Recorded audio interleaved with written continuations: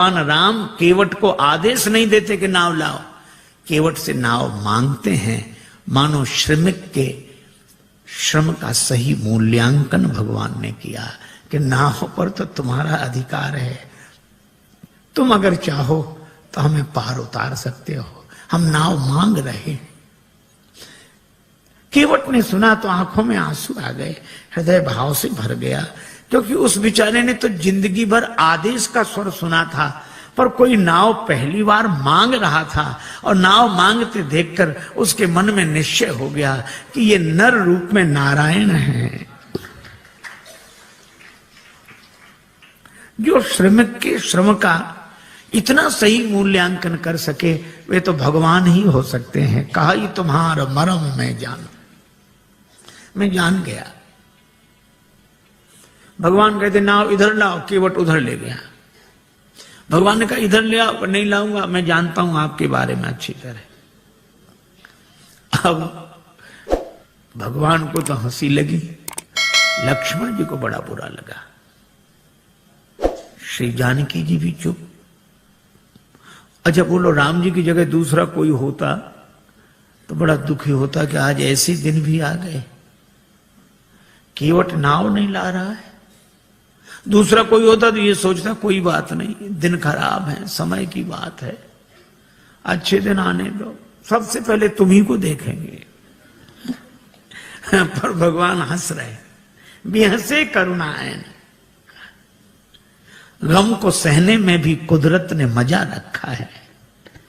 एक कवि ने कहा कि दिल दे तो इस मिजाज का परवरदिगार दे, जो रंज की भी घड़ियां खुशी से गुजार दे। भगवान मुस्कुरा रहे हैं, केवट नाव के लिए मना कर रहा। एक महात्मा से किसी ने कहा कि हम बहुत परेशान रहते हैं और परेशानी से मुक्त होने का उपाय बताओ। महात्मा बोले शान से परे हो जाओ, परेशान रहोगे ही नहीं। ये परेशान तो शान ही किए, हमें मना कर दिया, हमको हमको हमको, और हमारे लिए हम ही परेशान किए हैं। भगवान मुस्कुरा रहे हैं। और केवट क्या कर, हम आपके बारे में अच्छी तरह जानते हैं। ये जानना तो वैसे हुआ, एक अध्यापक ने अपने विद्यार्थी से कहा कि तुम्हारे पिताजी 5,000 रुपए हमसे उधार लें 3 रुपए प्रति सैकड़ा ब्याज की दर से, तो 6 महीने बाद कितना लौटाएंगे, हिसाब लगाकर बताओ। सो विद्यार्थी बोला सर 1 नया पैसा नहीं। तो अध्यापक ने कान पकड़ के तमाचा लगाया, बोले क्यों रे, तू हिसाब नहीं जानता, गणित नहीं जानता? विद्यार्थी बोला सर मैं तो हिसाब गणित जानता हूं, पर आप मेरे बाप को नहीं जानते, उसने जिसका लिया है दिया है आज तक, जो आपका ही देगा। अब कोई ऐसे कहे कि हम आपके बारे में अच्छी तरह जानते हैं, तो यही लगे कि ऐसा क्या हुआ जो ये जानता है। पर राम जी मुस्कुरा रहे हैं बेहसे, और श्री लक्ष्मण जी जानकी जी की ओर देखकर मुस्कुराते हैं कि तुम भी मुस्कुराओ, काहे को ऐसे उदास क्यों हो। भगवान ने लक्ष्मण जी से कहा कि लक्ष्मण, ऐसा विचित्र भक्त देखा जिसे मैं बुलाऊं और ना आवे। लक्ष्मण जी तो मौके की तलाश में थे, खींच रहे थे। लक्ष्मण जी ने कहा कि प्रभु आपके जितने भक्त होते सब ऐसे ही होते, जो आपका कहना न माने वही आपके भक्त। भगवान ने कहा यही विचित्र भक्त है, दूसरा कौन? का दूसरे सुमंत जी। सुमंत जी रथ में बैठे, ये नाव में बैठा। सुमंत जी को भेजते हो कि अयोध्या जाओ, और केवट को बुलाते हो कि नाव लेकर आओ। तो जिसे भेजते हो वो जाता नहीं, और जिसे बुलाते हो वो आता नहीं है। न ये कहना माने न वो कहना माने। और लक्ष्मण जी के इस व्यंग पर जानकी माता भी मुस्कुराई, राम जी को भी हंसी आई। पर राम जी ने कहा लक्ष्मण, किसी दुकानदार का सगुन सवेरे सवेरे बिगड़ जाए, उधार मांगने वाला आ जाए, तो बेचारा क्या सोचता है कि कहां से कहां तुम सवेरे सवेरे आ गए, अब दिन भर उधारी का ही सामना करना पड़ेगा, सगुन बिगड़ गया। तो भगवान श्री राम जी ने कहा कि लक्ष्मण, इसी तरह मेरी यात्रा का सगुन बिगड़ गया। जब मैं चला तो वनवास केवल मेरे लिए हुआ था। 14 वर्ष राम वनवासी। लक्ष्मण तुम्हारा भी वनवास नहीं था, श्री सीता जी का भी वनवास नहीं था, तो मैंने तुम दोनों को मना किया कि नहीं कि हमारे साथ वन मत चलो? दोनों बोले हाँ किया तो था। राम जी बोले तो फिर आप दोनों ने हमारा कहना माना? दोनों बोले नहीं माना। राम जी बोले हम तभी समझ गए थे कि जब यात्रा के शुरू में ही हाल है, जब अपने घर के ही लोग कहना नहीं मान रहे तो आगे जितने मिलेंगे सब ऐसे ही मिलेंगे। पर भगवान ने कहा कि श्री लक्ष्मण और श्री जानकी जी से कि आप दोनों ने कहना इसलिए नहीं माना क्योंकि मेरे प्रति प्रेम है, प्रेम के कारण कहना नहीं माना। तो मुझे लगता है कि केवट भी प्रेमी ही होगा, वो भी कहना नहीं मान रहा है। लक्ष्मण जी ने कहा इसमें प्रेम तो दिख नहीं रहा है। भगवान ने कहा केवट के जीवन में प्रेम का दर्शन है, प्रेम का प्रदर्शन नहीं है। जैसे हम लोगों का होता है, जो मिले उसी से, अरे आप तो हमें प्राणों से अधिक प्रिय हो। सच कह रहे हैं, प्राणों से अधिक प्रिय। और एक से ही नहीं कहेंगे, दूसरे से कहेंगे थोड़ी देर बाद फिर, अरे भैया प्राणों से ज्यादा प्रिय हो। दिन में 10-20 से कह देते प्राणों से अधिक प्रिय हो। ये तो भगवान की बड़ी कृपा है कि प्राण ये सुनकर नाराज नहीं होते।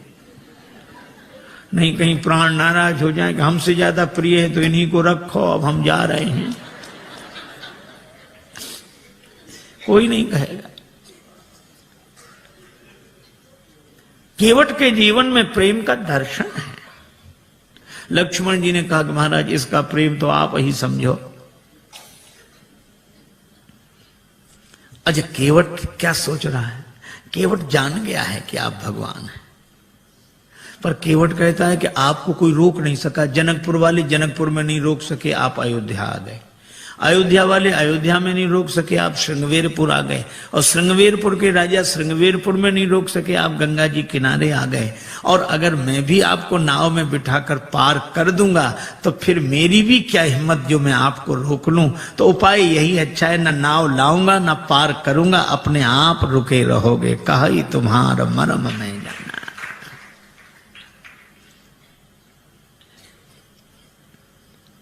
भगवान से कहता है कि प्रभु महाराज आपके चरण कमलों की रज में ऐसा जादू है, मनुष्य बना देने की शक्ति है।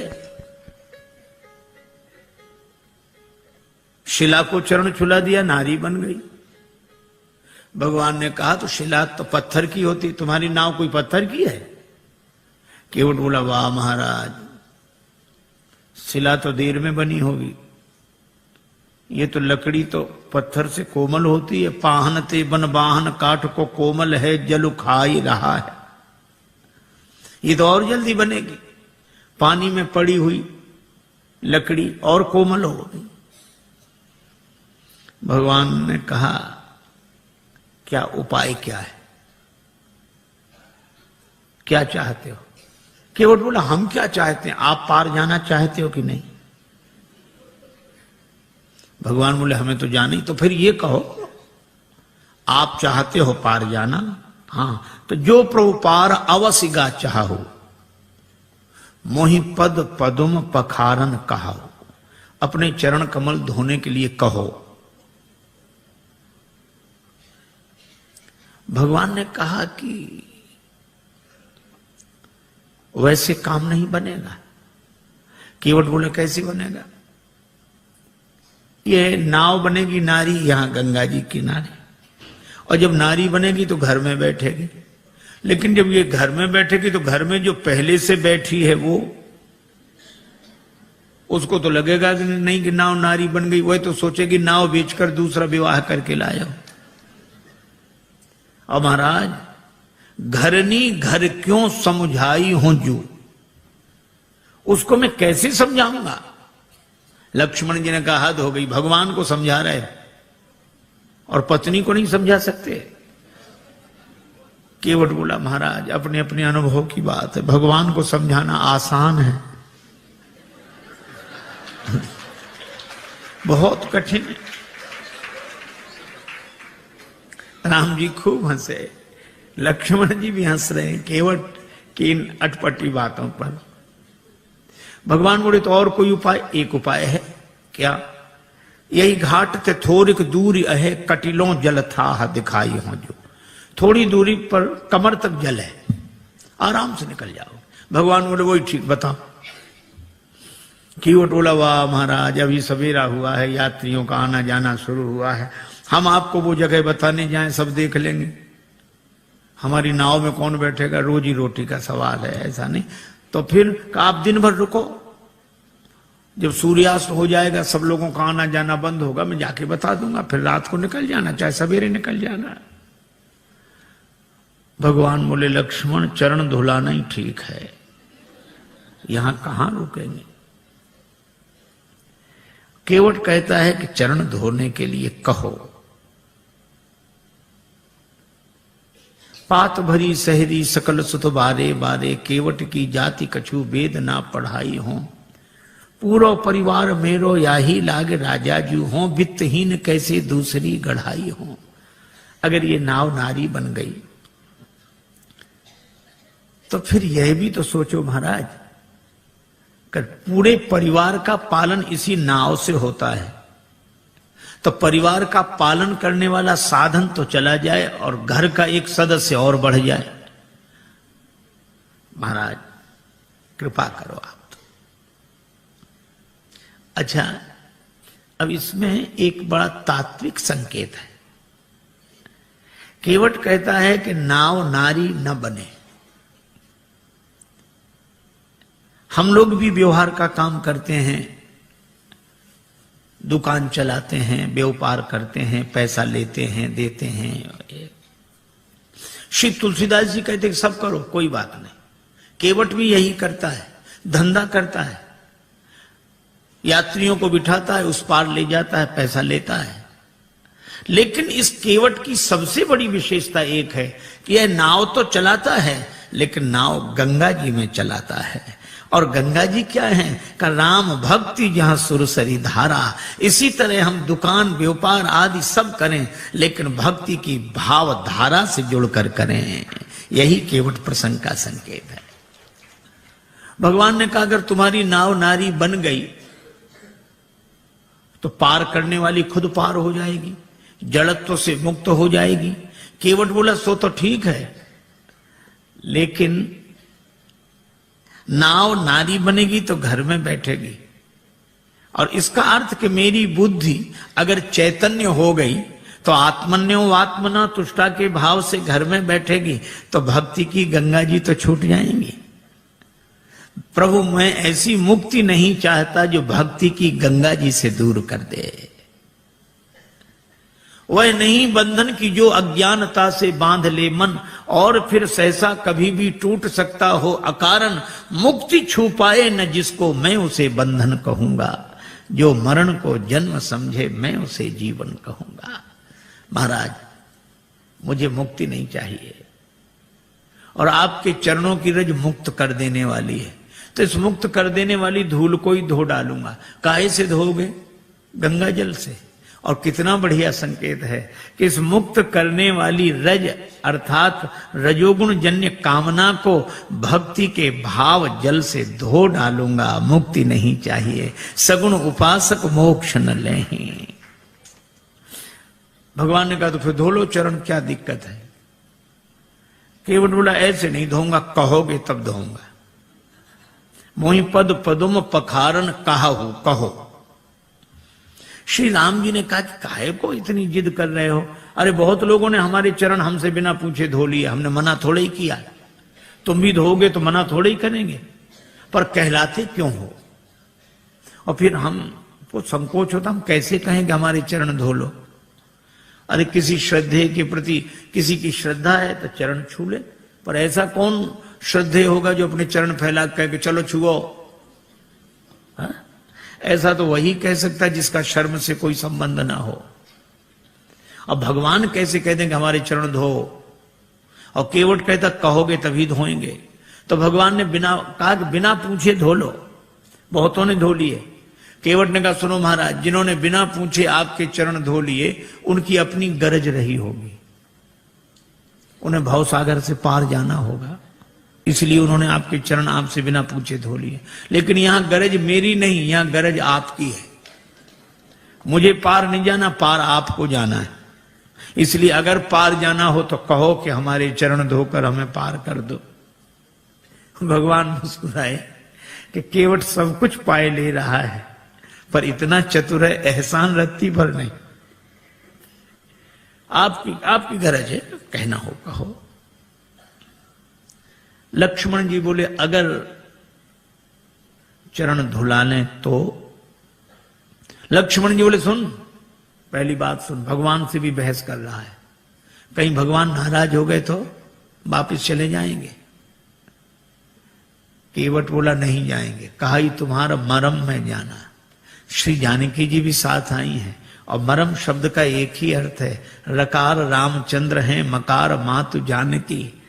तो ये रकार रूपी राम जी मकार से घिरे हुए हैं, अर्थात श्री जानकी जी की कृपा के कारण आए हैं, और जानकी जी उपस्थित हैं तो श्री राम लौट नहीं सकते, वो तो कल्याण करके ही जाएंगे। अच्छा सो तो ठीक है। भगवान बोले अगर चरण धुला लें तो? केवट बोला चरण धुला लो तो कोई हम पर एहसान करोगे? औरों से उतराई लेता हूं, आपसे नहीं लूंगा। नहीं लोगे ना? पद कमल धोए चढ़ाई नाव, ननाथ उतराई चहो।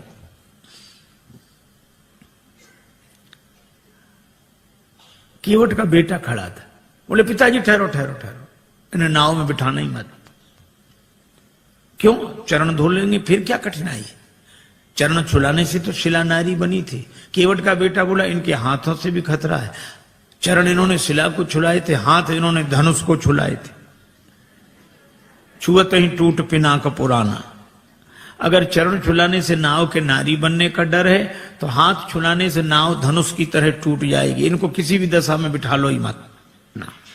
लक्ष्मण जी ने सुना कि केवट है सो है, बेटा और गजब। पर केवट बोला नहीं नहीं, चरण धुला लेंगे बस। भगवान से केवट कहता है उतराई नहीं लूंगा। भगवान ने कहा उतराई क्यों नहीं लोगे? केवट बोला आपके पास देने को होगा क्या? वनवासी बने घूम रहे हो, तो जो बात आप बाद में कहोगे तो हम पहले ही कहे दे रहे हैं कि उतराई नहीं लेंगे। अच्छा नहीं लोगे उतराई, इसका प्रमाण क्या है, सबूत क्या है?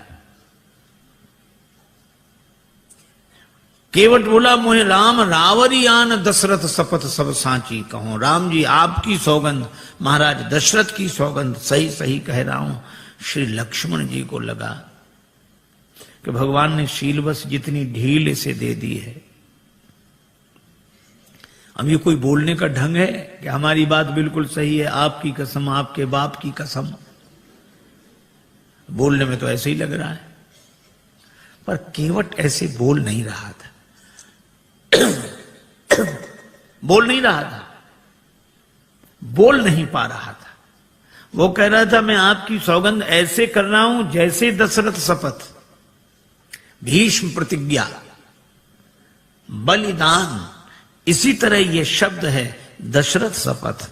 दशरथ शपथ की तरह मैं आपकी सौगंध कर रहा हूं। लेकिन बेचारा बोल नहीं पाया। लक्ष्मण जी को लगा कि अच्छा, धनुष पर बाण चढ़ाया, तैयार हो जा मरने के लिए। पर केवट उसी तरह बोला, बाण को देख, हाँ चलाओ चलाओ बाण, मार दो मार दो, मेरा परम सौभाग्य है, मारो तो बाण। लक्ष्मण जी को लगा ये मौत से भी नहीं डरता, तो इसको डराने का उपाय क्या है? तेरा परम सौभाग्य कैसे? केवट बोला अभी थोड़ा ही पता लगेगा, मर जाऊंगा फिर जांच होगी, उस जांच में मैं बड़ा सौभाग्यशाली माना जाऊंगा। क्यों? मरूंगा हाथ से किसके, जो श्री रघुवीर का प्यारा है। राम जी के भक्त के हाथों मरूं, और मरूंगा किस जगह, जहां निर्मल गंगा की धारा है, जहां गंगा जी बह रही हूं। और मरूंगा सामने किसके, कि जिनका दास होता हूं, राम जी का भक्त हूं, राम जी के सामने मर रहा हूं। और मरूंगा किस खता पर पांव करुणा निधि के धोता हूं। चरण धो रहा हूं। अगर इन पद पंकजों पर प्राण खो जाएगा केवट, तो मरकर भी जमाने में अमर हो जाएगा केवट। फिर क्यों ऐसा समय श्रीमान जाने दूं, न क्यों जाने की जीवन के सन्मुख जान जाने दूं। तैयार हूं, बाण मारो। सरकार को प्राण न ते प्रिय बंधु, वही मोहे बाण ते मारत है। मरता हूं कहां सुच गंग के तीर, शरीर सो प्राण सिधारत है। समूहे के सु विनीत सुनो, रघुनाथ सुनाथ निहारत है। अपराध यही इस दास का है, प्रभु के पद पद्म पखारत है। लोग यही कहेंगे कि राम जी ने लक्ष्मण जी से कह के उसको मरवा दिया, छोटे भाई से कह के मरवा दिया। राम जी की बदनामी होगी, और राम जी की बदनामी करानी हो तो चलाओ बाण, हमारा तो कुछ नहीं बिगड़ेगा। प्राण तो किसी न किसी दिन जाएंगे, पर ऐसा मौका मिलेगा नहीं। लक्ष्मण जी को लगा कि राम जी की बदनामी कराने थोड़े ही आए हैं, अब क्या करें। तो बाण फिर तूणी में रख लिया। कहने लगे प्रभु इससे तो आप ही बात करो। पर केवट कह क्या रहा है, जब लगी न पाए पखारी हूं। इतनी देर से केवट क्या कह रहा था, चरण कमल रज कहां सब कहां, चरण कमल मोहि पद पदुम पखारन कहाऊ। पद कमल धोए चढ़ाई नाव, पद कमल पद पद्म चरण कमल। और जब लक्ष्मण जी ने बाण चढ़ाया तो वो भी आवेश में बोला, जब लग न पाए पखारी हूं। भूल गया चरण कमल पद पद्म पद कमल पाए। जो स्वाभाविक होता है वो ऐसे अवसर पर निकल पड़ता है। एक आदमी किसी गांव में गया, वो गांव वालों से पूछता, क्यों भैया ये गांव रामपुरा है? तो गांव के लोग, बुंदेलखंड की घटना, ये रामपुरा है? तो गांव वाले कहें हाओ। अब वो समझे नहीं कि हाओ है कि रामपुरा। फिर दूसरे से पूछा, भैया रामपुरा हाओ। तीसरे से पूछा, रामपुरा हाओ। अब सब कहें हाओ।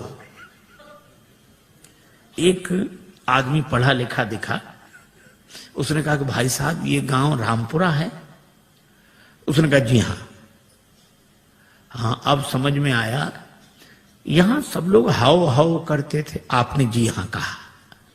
तो वो बोला कि जो बिना पढ़े लिखे लोग हैं वे हाओ हाओ करते हैं, और जो पढ़े लिखे हैं वे जी हाँ ऐसे बोलते हैं। अच्छा तो आप तो पढ़े लिखे होंगे? तो बोला हाओ। अब जो स्वाभाविक था सो निकल गया। अब लक्ष्मण जी को भी बड़ा अटपटा लगे, श्री सीता जी को भी, पर राम जी मुस्कुरा रहे। सुन केवट के बैन, प्रेम लपेटे अटपटे, बेहसे करुणाएं। भगवान हंसते हैं। बात भले ही अटपटी हो पर प्रेम में लिपटी हो तो परमात्मा को प्रसन्न कर देती है। राजस्थान के एक छोटे से गांव में एक महात्मा गए, सत्संग हुआ। एक सत्संगी नित्य आते थे। एक दिन उन्होंने प्रार्थना की कि महाराज यहां से और ज्यादा इंटीरियर में हमारा छोटा सा गांव है, मां आ नहीं सकती, उनको दर्शन देने चलो। महात्मा ने कहा ठीक चलते हैं। एक दिन गए, उस व्यक्ति ने मां से कहा मां महात्मा आए प्रणाम कर। तो बुढ़िया श्रद्धालु तो थी, लेकिन अपने टूटी फूटी मारवाड़ी बोली में बोली, गोरुजी थारे खुर छू। अब एक तो गुरुजी को गोरुजी कह रही थी और चरणों को खुर। महात्मा को बड़ा अटपटा लगा। वे तो रोज चरण कमल सुनते थे, अब चरण भी कहती तो ठीक, पांव भी कहती तो ठीक, खुर। खुर तो पशुओं के होते हैं। तो महात्मा उसे प्रेम से समझाने लगे, माता जी ऐसे बोलती हो महात्माओं से, नरक जाओगी नरक। बुढ़िया इतनी सरल थी, वो ये भी नहीं जानती थी कि नरक क्या होता। उसको लगा कि महात्मा आशीर्वाद दे रहे हैं। सो हाथ जोड़ के कहने लगी, महाराज हमारा कहां भाग्य जो नरक जाए, नरक तो आप जैसे महापुरुषों को मिले हैं प्रभु। महात्मा खिलखिला के हंसने लगे। अरे ऐसी सरलता पर महात्मा क्या परमात्मा प्रसन्न हो जाते हैं। और भगवान दोनों की ओर देखकर मुस्कुरा रहे हैं। श्री राम जी का विवाह नहीं हुआ था, श्री लक्ष्मण जी युगल चरण धोकर चरणामृत लेते, विवाह हुआ तो बायां चरण श्री किशोरी जी, दायां चरण लक्ष्मण जी धोकर चरणामृत लेते थे। पर आज केवट न दायां की बात करा न बाएं की, मोहि पद पदुम पखारन कहो। तो भगवान मुस्कुरा कर देखते हैं कि तुम दोनों का अधिकार जा रहा है, बेहसे करुणायन। और केवट की मांग की चौपाई एक ही, बहाने से भी बात नहीं बनी। एक के घर मेहमान आया, जाने का नाम ना ले, दोपहर का तो भोजन करा दिया, वो इतना कृपण कि शाम का भोजन न कराए, लेकिन मना कैसे करे। बेटे से बोला मेहमान के पास जब बैठे हो तब आकर पूछना शाम के भोजन के लिए। बेटे ने कहा पिताजी शाम को भोजन क्या बने। तो पिता मेहमान के बगल में बैठा था, पिता कहने लगे शाम को फिर भोजन, अभी मेहमान के साथ तो हमने भोजन किया ही था, अब शाम को फिर भोजन करें, हम कोई राक्षस हैं? मेहमान से पूछ लो, मतलब मेहमान भोजन करे तो राक्षस। बेचारे मेहमान ने भी कह दिया कि नहीं ठीक है, हो गया। बहाने में लोग बड़े चतुर। एक महात्मा किसी वृद्धा माता के यहां भोजन को गए, मैया ने सब भोजन परोस दिया, पंखा लेके बैठ गई, थाली में पीछे पापड़ रखे थे, पापड़ परोसना भूल गई। अब महात्मा का मन पापड़ पे जाए बार बार। मन का ये स्वभाव है, जो करोड़ों की चीज मिली हो तो उसे 2 कौड़ी की लगती है, 2 कौड़ी की चीज ना मिले तो करोड़ों की लगती है। उधर ही देखे, लेकिन मांगने में शर्म भी लगे और बुढ़िया को याद ना आवे। सो महात्मा बोले मैया भगवान की बड़ी कृपा, आज जो आपका दर्शन हो गया। क्यों? रास्ते में बड़ा लंबा सांप मिला। सांप? हाँ, लंबा था बहुत। कितना लंबा भरा है, यहां से वो पापड़ की थाली रखी। बुढ़िया बोले अरे महाराज पापड़ परोसना तो मैं भूल ही गई। महात्मा बोले हम तो बता रहे थे कि सांप कितना लंबा था। तो कई बार बहाने से भी बात बन जाती, युक्ति से बना लेना चाहिए, लेकिन कई बार बहाने से भी बात नहीं बनती। एक के घर मेहमान आए जाए नहीं, और बेचारा घर वाला संकोची कुछ कहे नहीं। 5-7 दिन हो गए। एक दिन पति पत्नी से बोला कि देवी ये मेहमान तो जाता ही नहीं, कोई उपाय। पत्नी बोली और खिलाओ पिलाओ और सम्मान करो, काहे को जाएगा वो। देखो देखो ये व्यंग मत करो, तो उपाय बताओ।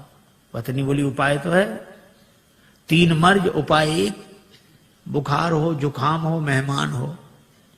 ज्वर जुखाम और पाहुना, ज्वर जुखाम और पाहुना इनका एक उपाय, लंघन दे दो तान के फिर न वापस आए। लंघन दे दो बुखार नहीं आएगा, लंघन दे दो जुकाम नहीं आएगा, लंघन दे दो मेहमान नहीं आएगा। हाँ ये बात तो ठीक है, लेकिन अब हम लोग भोजन बनाएं उसे ना दें तो एक दिन ना बनाओ। तो नहीं बनाने का तो कोई कारण होगा। झगड़ा, हम लोगों में झगड़ा होते नहीं, झूठा ही झगड़ा कर लो। अब बाहर वाले कमरे में मेहमान बैठा, भीतर जोर जोर से इन्होंने झगड़ा करना शुरू किया। पति ने डांटना शुरू किया, और पत्नी ने मुझे देखो तो मुझे डांटते रहते, और आज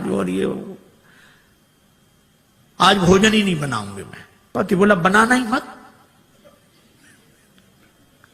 मैं कोई मर नहीं जाऊंगा एक दिन भूखे। अब जो झगड़ा शुरू हुआ, और मेहमान ने सुना कि आज इन्हीं को नहीं मिल रहा है, सो उसने अपना थैला उठाया गया। पत्नी ने देखा कि गया, पति ने देखा गया। सो पति बोला आप काहे को रो रही हो, हमने कोई सच्चा डांटा था, हमने तो झूठा डांटा था। सो पत्नी मुस्कुरा कर बोली मैं कोई सचमुच रो रही हूं, मैं तो झूठे ही रो रही हूं। लेकिन आश्चर्य, तब तक मेहमान भीतर, हम कोई सच्चे गए थे, हम भी तो झूठ ही गए थे। कई बार प्रयास करने पर भी काम नहीं बनता। भगवान ने बड़ा प्रयास किया, पर केवट बोला साफ साफ कहो, प्रभु धो लो। प्रेम पराधीन प्रभु की यह अभय वाणी सुनकर केवट गया, कठौते में जल भर लाया। आहा, उस दृश्य को आप देखें।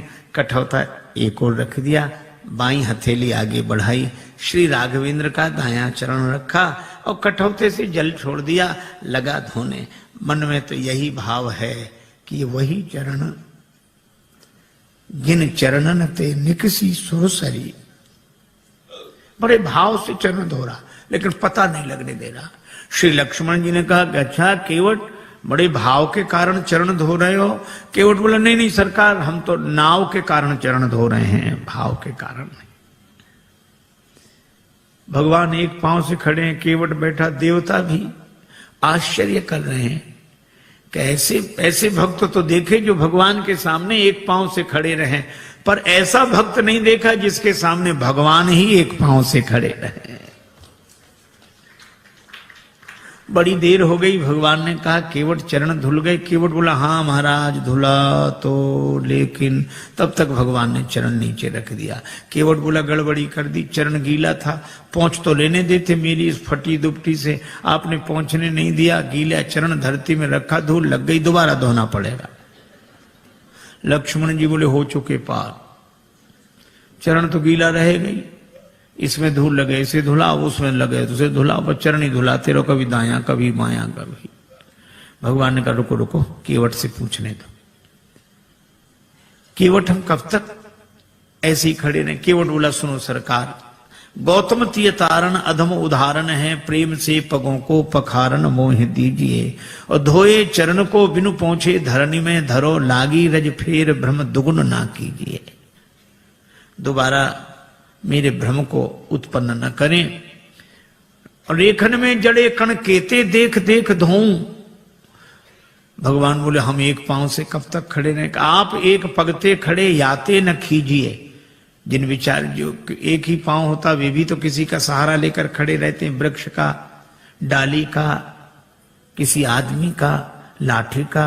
भगवान बोले यहां कोई सहारा हो तो बताओ। केवट बोला है, चाहो अवलंब तो विनीत जू, विलंब बिनु नाथ मेरे माथ पे सो हाथ धर लीजिए। भगवान कहते हैं कि देखो कैसी चतुराई है। लोग कहते हैं हमें सहारा मिल जाएगा अगर हमारे माथे पे हाथ रख दोगे, पर केवट कहता हमें नहीं, अगर आपको सहारा चाहिए तो हमारे माथे पे हाथ रखो। भगवान ने केवट के माथे पर हाथ रखा तो बरस सुमन सुर सकल सिहाही, यही सम पुण्य पुंज को नहीं। चरण धुले। भगवान ने कहा भैया चरण तो धुल गए, हाँ तो अब पार करो। केवट बोला अभी नहीं, आपके लिए घाट का नियम थोड़ा ही तोड़ दूंगा। नियम क्या है? जो पहले आते हैं उन्हें पहले पार करता हूं, बाद वालों को बाद में। भगवान ने कहा तो हम ही तो आए यहां पहले, और पहले से कौन है जो पार ना होगा हो? हमें तो नहीं दिखाई दे रहा। केवट बोला अगर आपको दिखाई पड़ ही गए होते तो पार ही ना हो गए होते।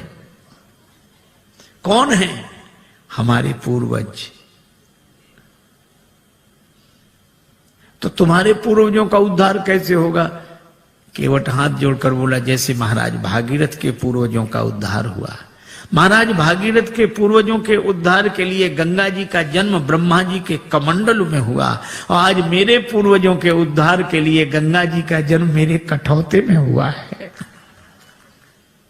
पद पखारी जलपान करी, आप सहित परिवार, पितर पार करी, प्रभु पुण्य मुदित गए उलई पार। पितरों को पहले पार किया। ये देखो प्रसंग कितना सुंदर संकेत करता है। श्रद्धा से एक शब्द बना है श्राद्ध। हम लोग उनका भी श्राद्ध करते हैं जो हमारे पूर्वज अब शरीर में नहीं है। पर एक व्यक्ति मरा, उसके 2 बेटे, मां बहुत कहेगा कुछ करो, बेटे कहते हम इस सब में विश्वास नहीं रखते, क्या फायदा, इससे क्या फायदा। मां ने एक दिन कहा कि पिता की अस्थियां गंगा जी में ही छोड़ आओ, 16 किलोमीटर दूर है, इससे क्या फायदा। मां बोली कि तुम विश्वास नहीं करते, पर जिनकी अस्थियां हैं वे विश्वास करते थे। छोटा बेटा बोला ठीक है हम चले जाएंगे। साइकिल से गया, थैले में पिता की अस्थियां लेकर 12 किलोमीटर दूर गया। एक नाला बह रहा था, कहां जा रहा, 4 किलोमीटर बाद गंगा जी मिल जाता है। बेटे ने सोचा नाला जा ही रहा, हमारे जाने की क्या जरूरत, वहीं छोड़ दी पिता की अस्थियां। लौट आया, मां ने कहा क्यों, पहुंच गई होंगी। रात्रि को उस व्यक्ति ने स्वप्न दिया कि ऐसे मूर्ख बेटे को भेजा, हमारी अस्थियां नाले में डालकर आ गया। मां ने बेटे को बुलाकर डांटा, क्यों रे पिता की अस्थियां नाले में डाल आया। बेटा बोला तुमसे किसने कहा, तुम्हारे पिताजी आए थे रात को सपना देने। तो भी उसने अपनी गलती स्वीकार नहीं की। बोला पिताजी का तो जिंदगी भर दिमाग खराब रहा, मरने के बाद भी पागलपन गया नहीं है। मां ने डांट कर कहा क्या पागलपन है। बेटा बोला 12 किलोमीटर इधर लौटकर सपना देने तो आ सकते थे, 4 किलोमीटर उधर नहीं जा सकते थे। यह हाल है। आज रक्त के संबंधों का पहले जैसा अर्थ नहीं है। आज रक्त के संबंधों का पहले जैसा अर्थ नहीं है। तर्पण भी मिल ही जाएगा, ऐसी भी कोई शर्त नहीं है। लेकिन केवट का प्रसंग हमें सिखाता है, पितर पार करी प्रभु पुण्य मुदित गए लई पार। और भगवान के चरण कमलों को देखकर गंगा जी भी हर्षित हैं। इन्हें तज ब्रह्म कमंडल में अटकी रही भटकी शिवशीष, वर्ष केते बिताए हैं। और जो चरण छूट गए थे, केवट ने वही चरण फिर आ मिलाए हैं। केवट ने भगवान को नाव में बिठाया। अब कह रहा है गंगा जी की बालुका में पहले श्री सीता जी, फिर श्री राम जी, फिर निखात राज गुह, फिर श्री लक्ष्मण जी। केवट ने उतरकर दंडवत किया, चरण पकड़े। लक्ष्मण जी बोले वाह, उस तरफ तो अकड़ रहे थे, इधर तो चरण पकड़ रहे। केवट ने कहा वो तो घाट घाट का तरीका है, उधर पार नहीं किया था तो अकड़ कर रोक सकते थे, अब तो पार कर दिया तो चरण पकड़ कर ही रोक सकते हैं। पर भगवान को लगा कि इसे कुछ दिया नहीं। लक्ष्मण जी बोले क्या बात है प्रभु। राम जी बोले इसे कुछ दिया नहीं। अरे और क्या देंगे। कठिनता से चरण धोकर मिले कुछ बिंदु विधि हर को, वो चरणामृत स्वयं केवट के घर जाकर लुटाते हैं। ब्रह्मा जी को जो अवसर मिला, शंकर जी को और जनक जी ने जो अवसर पाया, ये केवट को भी वही मौका मिला। और क्या दोगे। भगवान बोले धीरे बोलो लक्ष्मण, ने उतराई की कौन कहे, चरण धुलाई भी देनी पड़ेगी। चरण भी तो हमने अपने मतलब से ही धुलाए थे। लेकिन दें क्या, कुछ है नहीं। कितना अद्भुत है यह प्रसंग। श्री जानकी जी प्रिय ही की सी जान निहारी, मन मुंदरी मन मुदित उतारी। मन मुद्रिका उतार कर प्रभु को दी, आप दे दो उतराई। राम जी सोच रहे हैं कि हमारे हाथ में कुछ है नहीं, केवट को दें क्या। पर श्री जानकी जी ने मन में सोचा और कहा कि प्रभु, मन ही मन कहा कि प्रभु आपके उस हाथ में नहीं, इस हाथ में तो है। श्री राम जी ने कहा कि तुम्हारा हाथ मेरा हाथ कब से हो गया। श्री जानकी जी ने कहा कि प्रभु जब से मेरे पिता ने मेरा हाथ आपके हाथ में दे दिया, उस दिन से मेरा हाथ आपका हाथ हो गया। उतार कर अंगूठी दे। यह आदर्श दाम्पत्य प्रेम का अनुपम उदाहरण। आप कल्पना करो, आज की परिस्थिति में अगर ऐसा होता, कोई घर छोड़कर वन में होता और साथ में पत्नी होती और उसे कुछ देना होता, बेचारे पति को ही कहना पड़ता कि वो ऐसा है, वो पत्नी के हाँ बोलो क्या बात, बोलो बोलो क्या ये अंगूठी। पत्नी क्या कहती, अपना तो सब बर्बाद कर ही बैठे, ऐसा स्वभाव। अब यही और बच्चे तो ले आग लगा दो, चाहे जो कुछ करो, ले यही होता। पर श्री जानकी जी कहती हैं नहीं, या कोई दूसरी भावना वाली देवी होती तो वो कहती अरे ये क्या देंगे, लो हम देंगे केवट ले। पर श्री जानकी जी यह नहीं करती, राम जी को देती, प्रभु आप देता। भगवान ने कहा केवट उतराई ले लो, कहे कृपालु ले हो उतराई, केवट चरण गहे अकुलाई। महाराज नहीं चाहिए। भगवान ने कहा क्यों नहीं चाहिए? क्या तुम्हारे मन में इच्छा नहीं थी? इच्छा थी तब मिल नहीं रहा था, और अब मिल रहा है तो इच्छा नहीं। भागती फिरती थी दुनिया जब तलब करते थे हम, और छोड़ दी हमने तलब तो अब बेकरार आने को है। अच्छा तो तुम्हारे मन में इच्छा क्यों नहीं रही? केवट बोला मैं आपसे मांगने के लिए तैयार खड़ा था कि कहां तक औरों के सामने हाथ फैलाता रहूंगा। राम जी से मांगूंगा तो फिर और किसी से मांगना नहीं पड़ेगा। मैं आपसे मांगने के लिए तैयार खड़ा था।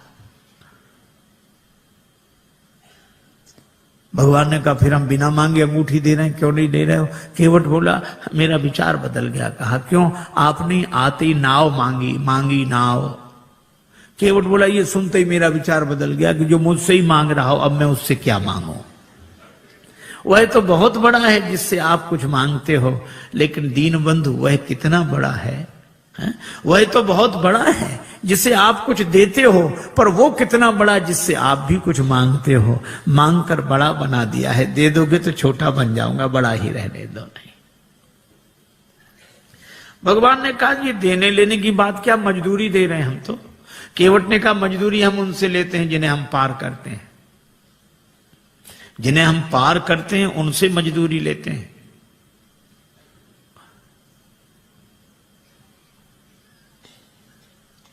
हमने आपको पार नहीं किया। श्री राम जी बोले पार नहीं किया तो हम पार आए कैसे? केवट बोला यही तो हम पूछ रहे हैं, कैसे आए? भगवान बोले नाव से आए।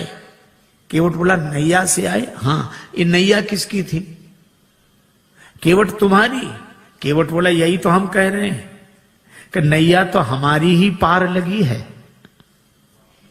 आप पार होने के लिए नहीं आए थे, हमारी नैया पार लगाने के लिए आए थे। आपने चरण रख दिया तो हमारी नैया पार लग गई। उतराई तो हमें देनी चाहिए, दे नहीं सकते तो ले कैसे लें? इसलिए प्रभु नहीं चाहिए। भगवान ने कहा कर ले लो। केवट बोला कि प्रभु वैसे भी नहीं ले सकते, हमारी आपकी बिरादरी एक है, हम लोग सगे भाई हैं। भगवान ने लक्ष्मण जी की तरफ देखा कि सुन रहे? लक्ष्मण जी बोले अभी क्या और मोह लगाओ भाई, पता नहीं क्या क्या बनेगा वो अभी। भगवान ने कहा लक्ष्मण अभी पूछते हैं। केवट से कहा कैसे भाई? केवट ने कहा कि मैं गंगा तट का माझी हूं, तुम भवसागर के केवट हो। मैं इस भव सरिता के तीर में हूं, मैं इस सुरसरी के तीर में हूं, तुम उस भव सरिता के तट हो। आपका भी काम पार करना, मेरा काम भी पार करना। तो मजदूर कहीं मजदूरों से मजदूरी लेते हैं भैया, मल्लाह कहीं मल्लाहों से मल्लाही लेते हैं भैया। भगवान बोले तो हम किसी का कर्ज नहीं रखते। केवट बोला हमारा रख लो। क्यों? चुकाने दोबारा तो आ जाओगे। भगवान बोले हम ना आए तो? केवट बोला हम वसूल करने आ जाएंगे। कहां वसूल करने आओगे? केवट ने कहा अपने को ऋणी समझते हो तो ऋण तुम वहीं चुका देना।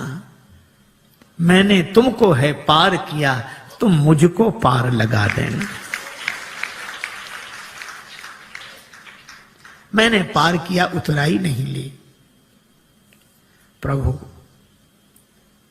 आप भी पार कर देना। मेरे पास उतराई देने के लिए क्या होगा? भगवान ने कहा सो तो होगा ही, लेकिन ले लो। केवट बोला आज मुझे क्या नहीं मिल गया? नाथ आज मैं कहा न पावा, मिटे दोष दुख दारिद दावा। दोष मिट गया, मेरे पितरों का उद्धार हो गया तो पितृ दोष मिट गया। आप मेरी अटपटी बात सुनकर मुस्कुराने लगे तो मेरा दुख मिट गया, और आपने मुझसे नाव मांगी तो मेरी दरिद्रता मिट गई। सचमुच ये निराले भक्त होते हैं जो कुछ नहीं मानते। श्री बिंदु जी महाराज ने लिखा है, इश्क एक तरफा में यूं मशरूर हो जाऊंगा मैं, श्याम तुम होगे क्षमा काफूर हो जाऊंगा मैं। और मैं अगर मांगू जो तुमसे मुझको तुम देना न कुछ, वरना फिर प्रेमी नहीं मजदूर हो जाऊंगा मैं अगर देखूं तो देखूं, मैं अगर चाहूं तो चाहूं, तुम ना मुझको चाहना, तुमने अगर चाहा तो फिर मगरूर हो जाऊंगा मैं अगर देखूं तो देखूं, तुम ना मुझको देखना, तुमने अगर देखा तो फिर मशहूर हो जाऊंगा मैं। और मैं अगर तड़पूं तो दृग से बिंदु टपकाना ना तुम, वरना आंखों से तुम्हारे दूर हो जाऊंगा मैं। कुछ नहीं चाहिए, कुछ नहीं चाहिए। लक्ष्मण जी ने कहा कि मैं कहता हूं। लक्ष्मण जी बोले केवट ले ले ले ले, उतराई। केवट बोला सरकार में वचन दे चुका था, ना नाथ उतराई चाहो। लक्ष्मण जी बोले भगवान को भी वचन का प्रवचन दिए जा रहा है, ले ले उतराई, ले ले ले ले। केवट ने हाथ जोड़कर कहा छोटे सरकार, हमारा वचन आपके बाण की तरह नहीं है जो धनुष पर चढ़ तो जाता है और फिर उतर जाता है। लक्ष्मण जी बोले ये वचन कौन सा बाण से कम है, प्रभु आप ही बात करो इससे।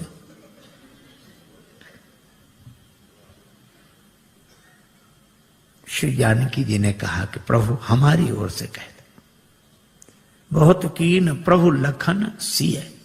श्री जानकी जी की ओर से राम जी ने कहा कि केवट उतराई ले लो। श्री किशोरी जी की अंगूठी है उनकी ओर से। अब तो हंसते रहने वाला, हंसाते रहने वाला केवट भावुक हो गया, नेत्र भर आए, हाथ जोड़कर बोला प्रभु मैंने आपको पार बाद में किया है, पहले आपके चरण धोए, और मुझसे पहले भी आपके चरण किसी ने धोए थे, महाराज जनक ने। और महाराज जनक ने आपके चरण धोकर अपनी बेटी जानकी आपको अर्पित कर दी। मैं कैसा चरण धोने वाला जो उसी बेटी की अंगूठी उतराई में ले लूं? मैं दे नहीं सकता तो ले कैसे लूं? केवट के आंसू भर आए और श्री जानकी जी को गंगा जी किनारे भी अपनी मिथिला याद आ गई। भगवान ने कहा केवट तुम कुछ नहीं लेते तो मुझे दे दो। प्रभु आपको क्या दूं? मुझे आज्ञा दो तो मैं जाऊं आगे। केवट ने कहा कि प्रभु इतने काम सब अटपटे उल्टे होते रहे, तो एक काम और, क्या आप ही मुझे भेज दो। क्यों? ताकि मुझे ये लगे कि भगवान मेरे घाट पर है, कहीं नहीं गए हैं, मैं इसी भाव में डूबा रहूं। और फिरती बार नाथ जो देवा, सो प्रसाद में सिर धरी लेवा।